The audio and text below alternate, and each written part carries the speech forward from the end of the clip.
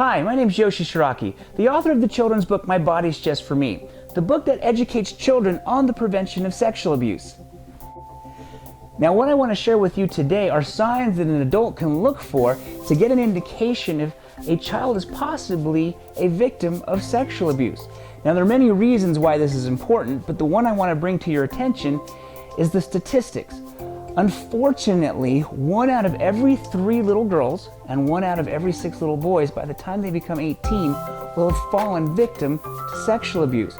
And that's a scary and staggering number, as I'm sure that we can all think of at least 3 little girls off the top of our head, whether they're our own daughters, granddaughters, nieces, or possibly neighbors.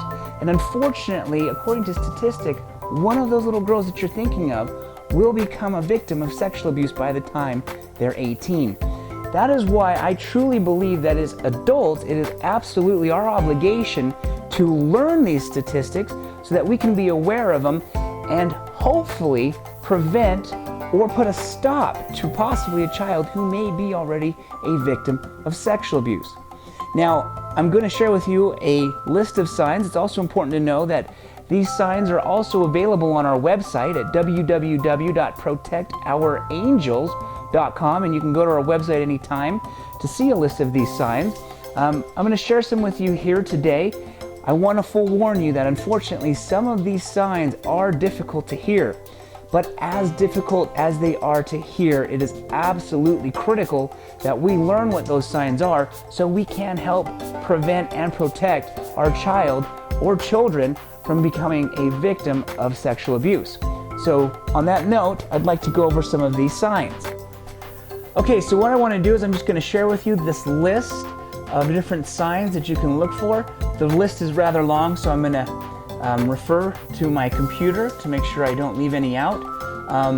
Basically, the signs are difficulty in walking or sitting, reoccurring complaints of stomach aches and or headaches, difficulty with bowel movements, urinating or swallowing, pain, itching, swelling or discharge, trauma to the breasts, buttocks, lower abdomen or genital or rectal areas, or poorly explained injuries, vaginal or rectal bleeding. Their undergarments may also be torn, stained, or bloody. They may have vaginal infections or venereal diseases. Some extreme changes in behavioral signs that we can look for are loss of appetite or a brand new eating disorder, clinginess, regression to infantile behavior such as bedwetting, sucking their thumb, or excessive crying, fear of a particular person, or fear of being left alone with a particular person in a particular place, delinquent behavior or falling grades at school, secretiveness, withdrawal from family or friends, frequent lying, anxiety, recurring nightmares, disturbed sleep patterns, or a sudden fear of the dark, aggressiveness, and some children even become suicidal. Now, these children may also express unusual interest in or sophisticated knowledge about sexual matters. They may make statements about their bodies being dirty or damaged, or have a fear that something's wrong with their private areas, express affection inappropriately for a child of their age, and even involved other children in sexual activities, or possibly even act out sexual behaviors by themselves. In addition, the victims may have poor relationships with other children.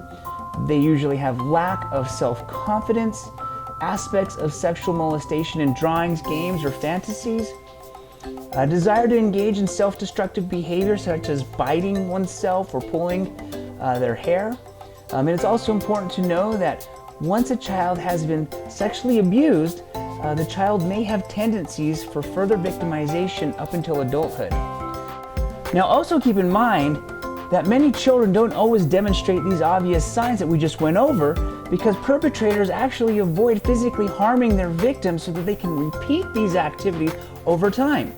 Now, due to this dynamic and the fact that children generally don't disclose long after their lost contact, few children will have diagnostic findings. Another thing that's very critical to understand is that children sexual abuse can actually be very different from rape, where force and restraint are used and signs of injury are generally present.